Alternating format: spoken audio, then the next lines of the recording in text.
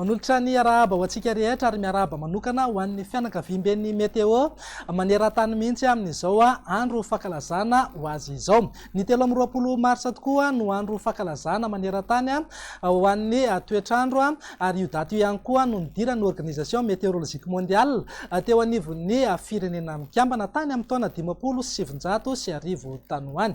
Ny lohahevitra amin'ity taona ity dia ny ranomasina, ny toetry ny andro ary ny toetaona fa asongadina kokoa araka izany ny ranomasina. Raha ny mandrafitra ny toetry ny androntsika indray ary dia misy an'ity rindrina an'ity ato atsimon'ny lakan-dranon'ny Mozambika izay tombanana merotsakorana amin'ny faritra maro eto Madagasikara. Mety ho betsaka kokoa moa izay rotsakorana izay aty amin'ny morontsiraka Atsinanana.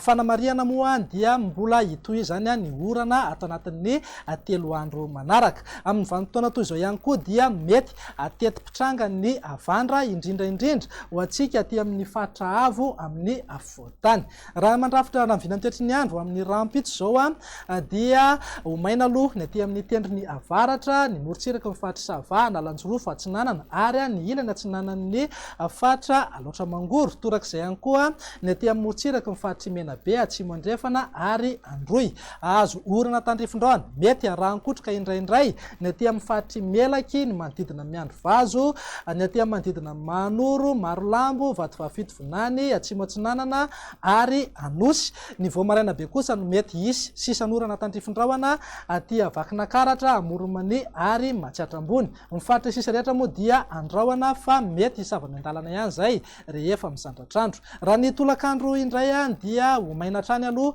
ny aty amin'ny morontsiraka ny faritra Sava, torak'izay ihany koa ny morontsiraka ny faritra Androy sy Atsimo Andrefana. Ny alina kosa ny tombanana azo orana tandrifin-drahona mety arahan-kotroka ny aty amin'ny faritra Nalanjorofo sy Atsinanana. Ny faritra sisa rehetra kosa dia anoram-baratra mety alohavana na arahana tafitro zany indraindray. Mivinan'ny maripana raha ho amin'ny rampitso izay dia mananika hatrany amin'ny 13 degré mihitsy maripana ambony indrindra aty Betsiboka, Boeny ary Sofia, 20 na 20 degré kosa ho an'ny afovoantany. Raha ny vinan'ny toetry ny andro amin'ny alakamisy indray ary dia mbola mitoetra ho maina hatrany aloha ny aty amin'ny morontsiraka ny faritra Sava, torak'izay ihany koa ny morontsiraka ny faritra Melaky, Menabe, Atsimo Andrefana ary Androy. Ny faritra sisa rehetra dia miandrandra oram-baratra avokoa. Raha ny vinan'ny maripana tsy dia misy fiovana firy fa ny amin'ny faritra Atsimo Andrefana iny mety ananika hatrany amin'ny 13 degré ny maripana ambony indrindra. Ny aty amin'ny faritra Avaratra Andrefana ihany koa dia manodidina amin'ny 13 degré.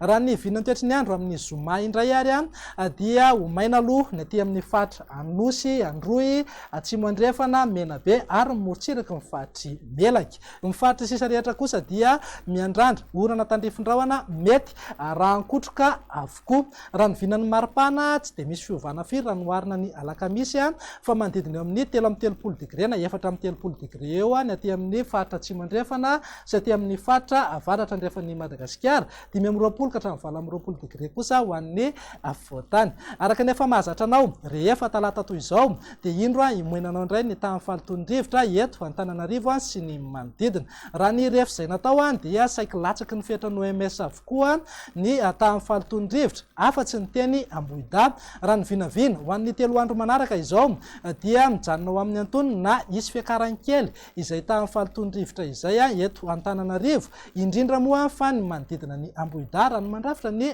toetry ny andro no jerena. Izay ny amin'iny fa mialohan'ny tena isarahantsika dia indro misy orona tsara fohy no manana eo anao. Fanamariana moa dia novokarin'ny organisation météorologique mondiale izy ity manazava fohifohy mikasika ny lohahevitra amin'ity taona ity. Raha tsy ahivina aminao moa izay lohahevitra izay dia ny ranomasina, ny toetry ny andro ary ny toetaona. Ny tena kosa mametraka ny veloma ho amin'ny manaraka indray. Veloma tompoko. Andro maneran-tany ny toetry ny andro 20 martsa 2022. Ny ranomasina, ny toetry ny andro ary ny toetany. Ranomasina avokoa no mandrakitra ny 700 ny velaran'ny tany. Misy fiantraikany amin'ny toetry ny andro sy ny toetaona zany ary NDP ho an'ny toe-karena maneran-tany. Mitahiry hafanana mihoatra ny 700 avy amin'ny entona mangentsy hafanana ny ranomasina. Misy ako ny goavana amin'ny ranomasina ny fiovan'ny toetrandro. Mihoapapana ny hafanan'ny ranomasimbe ka zary lasa manana tsiro asida ny ranomasina. mampitombo ny faharefona manoloana ny tranga mampidi-doza toy ny rivo-doza sy ny tondra-drandro eny amorontsiraka ny fiakaran'ny haavon'ny ranomasina. Zava-dehibe loatra arak'izany ny fandalinana sy ny fikarohana ary ireo sehatr'asa mifantoka amin'ny ranomasina. Manasongadina ny mahazava-dehibe ny ranomasina eto amin'ity tontolo iainantsika ity ny fankalazana ny andro maneran-tany ho an'ny toetry ny andro. Tanjona amin'ny fametrahana ny lohahevitra ny fiarovana ny olona sy ny fananany.